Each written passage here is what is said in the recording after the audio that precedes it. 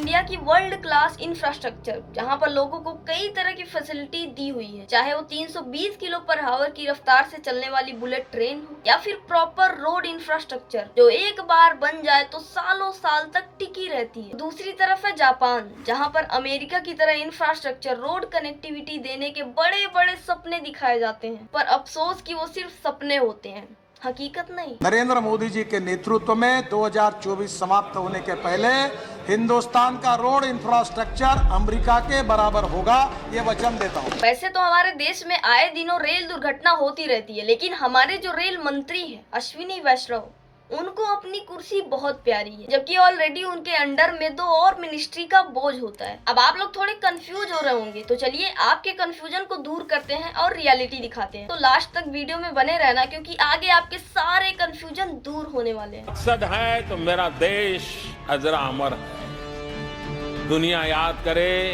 तो मेरे देश को याद करे, मेरे देश के भविष्य को देखे, मेरे देश के लिए दुनिया गर्व से कहे ये एक देश है जो मानव कल्याण का रास्ता दिखा सकता है। विश्व को संकटों से बाहर निकालने का सामर्थ्य इस धरती में है। नमस्कार दोस्तों, ये है दिल्ली देहरादून रोड एक्सप्रेसवे, जिसके उद्घाटन से पहले रोड का कुछ ऐसा हाल हो गया। और सिर्फ देहरादून ही नहीं, नागपुर के एक ब्रिज का भी यही हाल हुआ, जिसके उद्घाटन से पहले ही कोलैप्स होने को आ गए। नागरकौलीपुरा ये नया ब्रिज जो बना है, अभी इंजीनियरिंग ने बनाया है ब्रिज। ये ब्रिज अभी चालू होने का है और इसका पूरा मटेरियल यहाँ से बाहर निकल रहा है। ये न्यू ब्रिज है, ये धुकी की घंटी है। हमारे देश में रोड पर गड्ढे मिलना उतना ही आम बात है जितना कि रोड पर गुटखे के थूक के निशान। अगर रोड के गड्ढों की बात हो रही है तो आप ये वीडियो देखो।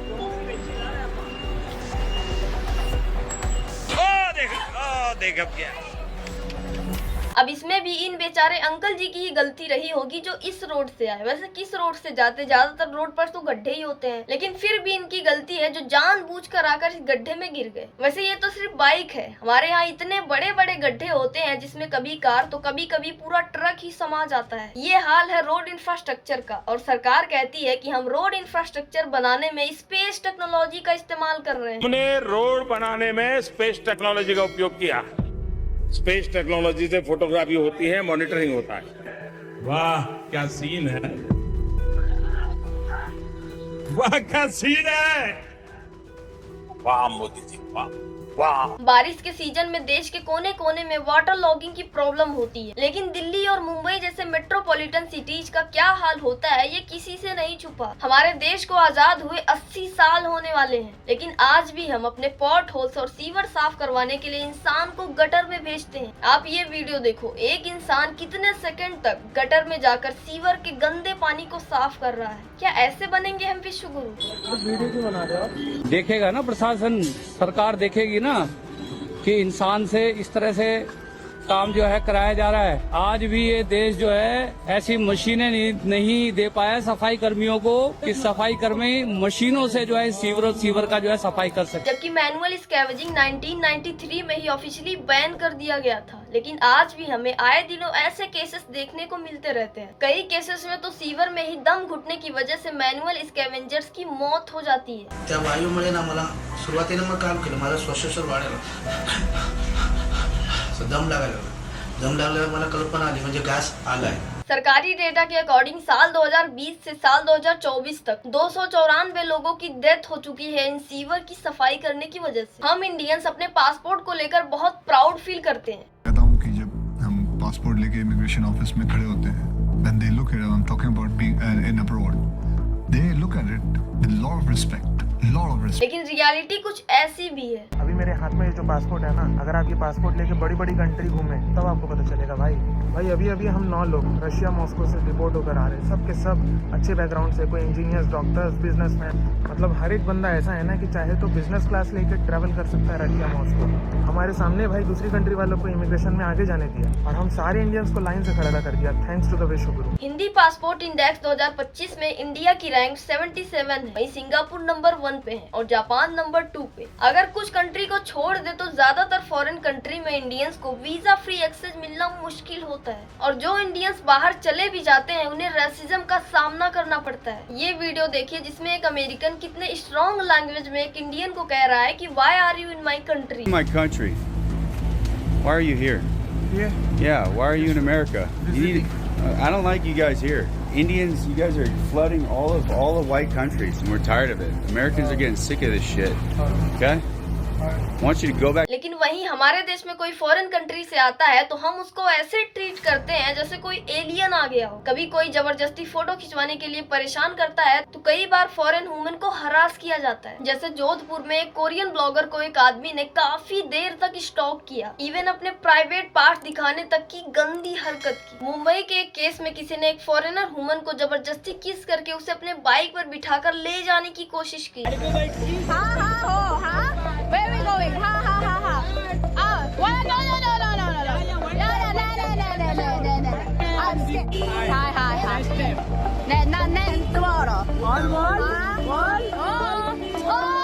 और शुक्र है कि मौके पर एक लड़की ने आकर मदद की और उन लड़कों को वहां से भगाया। वैसे ये सिर्फ एक केस नहीं है, इंटरनेट पर ऐसे कई केसेस देखने को मिल जाते हैं और इसीलिए वुमेन सेफ्टी परसेप्शन पर जोर डालते हुए शशि थरूर कहते हैं इंडिया को अगर अपने टूरिज्म सेक्टर को स्ट्रेंथन करना है तो सबसे पहले फॉरेन वुमेन की सेफ्टी पर ध्यान देना होगा। और सिर्फ फॉरेनर ही क्यों, हमारी अपनी माँ बहन को बाहर कितना हरास होना पड़ता है उसकी एक झलक आप इस वीडियो में देख सकते हो। केरला की एक लेडी ने ट्रेवल के दौरान ये वीडियो रिकॉर्ड किया जिसमें साफ दिख रहा है कि कैसे एक दादाजी की उम्र का इंसान उन्हें गंदी नजरों से देख रहा है जबकि उन्होंने साड़ी पहनी हुई है। और हमारे देश के स्ट्रीट फूड ने तो पूरी दुनिया में अपना परचम लहरा रखा है, लेकिन किस चीज का?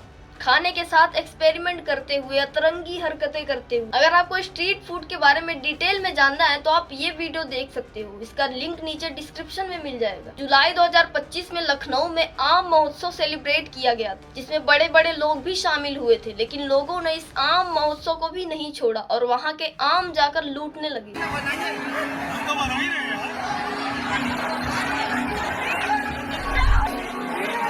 और हम इंडियंस में सिविक सेंस की कितनी कमी है ये भी किसी से नहीं छुपा। जहाँ पर भी लिखा होता है कि यहाँ पेशाब करना मना है, ज्यादातर लोग जाकर वहीं पेशाब करते हैं। वैसे तो गुटखा हमारे सेहत के लिए हानिकारक होता है, लेकिन उसके बाद भी लोग उसे खाते हैं और गुटखा खाने के बाद कहीं भी सड़क पर जाकर थूक देते हैं। जुलाई 2025 में ब्लिंकिट के एक डिलीवरी बॉय ने सोसाइटी के लिफ्ट में ही यूरिनेट कर दिया। बिहार के इन दो लोगों को देखो जो नेपाल जाते हैं और पास में पब्लिक टॉयलेट होने के बाद भी ये सड़क पर ही यूरिनेट कर देते हैं, लेकिन ऐसा करते हुए वहाँ से गुजर रही एक वुमेन देख लेती है तो बस उन दोनों की क्लास लगा देती है। पीछा फेरने के ठाव है आप लोग बिहार में एक छोरी चली बेटी के आगे में पीछा फेरता है। हाँ अच्छा है। और कुछ लोग सड़क तो छोड़ो, फ्लाईओवर पर ही खुद को हल्का कर लेते हैं। गुरुग्राम के फ्लाईओवर का ये वीडियो देखो। जल्द क्या हो रहा है? रोड पे हक रहा है भाई बंदा, रोड साइड गाड़ी लगा के मुंह छुपा के हक रहा है उधर भाई। देखो हम खुद को विश्व गुरु कहते हैं, लेकिन असल मायने में विश्व गुरु का मतलब क्या होता है वो आप सभी को पता है। यानी हम कोई ऐसा काम करें, ऐसा परचम लहराएं जिससे दुनिया कुछ सीखे और उसे इम्प्लीमेंट करे। बेशक हमारे देश ने ऐसी बड़ी बड़ी कामयाबियां हासिल की हैं जिससे बहुत कुछ सीखा जा सकता है, लेकिन जो रियल प्रॉब्लम्स हैं वो किसी से छुपा नहीं है, इनफैक्ट लोगों से छुपाया जा रहा है। फॉर एग्जाम्पल जब दिल्ली में इंटरनेशनल लेवल पर AI समिट कराया गया था तो हम बहुत ही प्राउड फील कर रहे थे, पर असल में रियलिटी ये थी। टीम के साथ AI समिट का फर्स्ट डे अटेंड करने आया था। ये काफी हाइप AI इवेंट था जो दिल्ली में हो रहा था, लेकिन हमें कुछ देर अटेंड करने के बाद सबको बोल दिया गया बाहर जाओ, सारे हॉल्स को खाली कर दिया गया बिकॉज नरेंद्र मोदी आ रहे हैं and obviously security protocol has to be followed. But अगर आप पहले इन्फॉर्म कर देते कि मोदी जी आ रहे हैं, मैं आज नहीं आता और मुझ जैसे बहुत सारे लोग भी इस इवेंट को आज अटेंड नहीं कर। अगर आपको इसके बारे में डिटेल में जानना है तो आप ये वीडियो देख सकते हो, लिंक नीचे डिस्क्रिप्शन में मिल जाएगा। दिल्ली के कुछ पार्ट्स को स्पेशली ग्रीन क्लॉथ से ढका गया था ताकि उसके पीछे की झोपड़ियां किसी को दिखाई ना दे। वैसे विदेशी मेहमानों का तो समझ आता है, लेकिन हमारे यहाँ राष्ट्रपति का दौरा होता है तब भी असली गरीबी और पुअर इंफ्रास्ट्रक्चर को छुपाने की पूरी कोशिश की जाती है। जैसा कि आप ये वीडियो देखो, यहाँ पर भी हमारे प्रेसिडेंट को विजिट करना था, तब यहाँ की गरीबी पर भी पर्दा डाल दिया गया था। है ना, ये पर्दा पता है किस लिए लगाया गया है? ताकि झारखंड की गरीबी को छुपाया जा सके। शकल नहीं दिखाया जाएगा, क्यों नहीं दिखाया जाए? कि यहाँ रास्ते पार हो रहा है इसीलिए आप लोग। इवन जब भी किसी वीआईपी को रास्ते से गुजरना होता है तो उसके लिए ट्रैफिक रोक दिया जाता है, चाहे उस ट्रैफिक में इमरजेंसी में कोई एम्बुलेंस ही क्यों ना हो, उसको भी रोक कर रखा जाता है। तब तक रोक कर रखा जाता है जब तक उस वेरी इंपॉर्टेंट पर्सन का काफिला वहाँ से निकल ना जाए। वीआईपी कल्चर की वजह से एम्बुलेंस को भी नहीं जाने दिया जा रहा। बच्चे ये देखो ब्लीडिंग हुई पड़ी है, बच्चे को बुरा हाल है। एम्बुलेंस को जाना दो।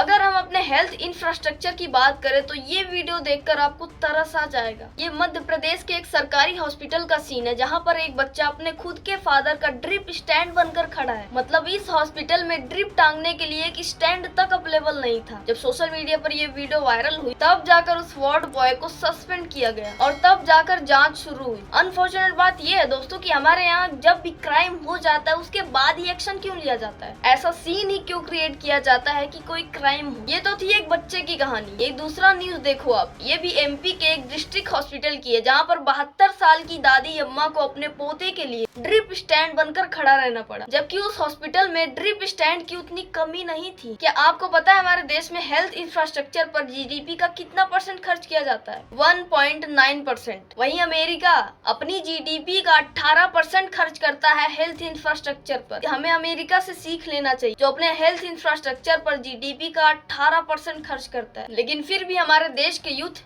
ये कहने में बिजी है। क्या कहता था? क्या हो तुम? आज हम कहते तू क्या है बे? अब कुछ लोग इंडिया को विश्व गुरु बनाने के लिए, वायरल होने के लिए कुछ भी करने को तैयार होते हैं, किसी भी तरह का कंटेंट क्रिएट करने के लिए। और अनफॉर्चुनेट बात यह है दोस्तों कि लोग इनको फॉलो भी करते हैं। अब ये क्लिप देखो, इसमें ये बंदा वीडियो बनाने के लिए कैसी कैसी अतरंगी हरकतें कर रहा है, कभी खुद के साथ तो कभी जानवरों के साथ। और ये लोग ऐसी अतरंगी हरकतें करते हैं कि अपने नेशनल फ्लैग की इज्जत करना भी भूल जाते हैं। ये तो छोड़ो, आप ये वीडियो देखो कैसे ये बंदा नोटों को रोटी बनाकर खा रहा है। और अनफॉर्चुनेट बात यह है दोस्तों कि ये जो हम कहते हैं कि हम विश्व गुरु हैं, हम ऑलमोस्ट डेवलप हो चुके हैं, लेकिन रियलिटी तो ये है कि कुछ स्टेट के कुछ हिस्से ही डेवलप हुए हैं और बाकियों की हालत जितना हम सोचते हैं उससे भी ज्यादा बदतर है। देखो, इस बात में कोई शक नहीं है कि इंडिया ने बड़े बड़े एग्जाम्पल्स दिए हैं जिससे बहुत कुछ सीखा जा सकता है, लेकिन कुछ ऐसी कमियां हैं, कुछ ऐसी दिक्कतें हैं जिन्हें सुधारने की जरूरत है, जिन्हें सुधारे बिना हम विश्व गुरु नहीं बन सकते। अब आप लोग कहोगे कि हर कोई सरकार को क्रिटिसाइज करने आ जाता है, ये भी बताओ कि हम कैसे विश्व गुरु बन सकते हैं। तो उसके लिए आप ये वीडियोस देख सकते हो, लिंक नीचे डिस्क्रिप्शन में मिल जाएगा। बाकी मिलता है नेक्स्ट वीडियो में। Thanks for watching. जय हिंद, वंदे मातरम।